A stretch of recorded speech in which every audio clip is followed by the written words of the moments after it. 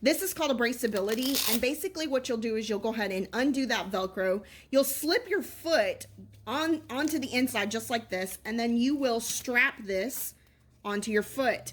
This top part will actually unhook, go through this little piece of plastic, and it will go ahead and keep your foot in a flex position. So very easy for you to be able to go ahead and wear, super easy for you to be able to wash. Simply take it off.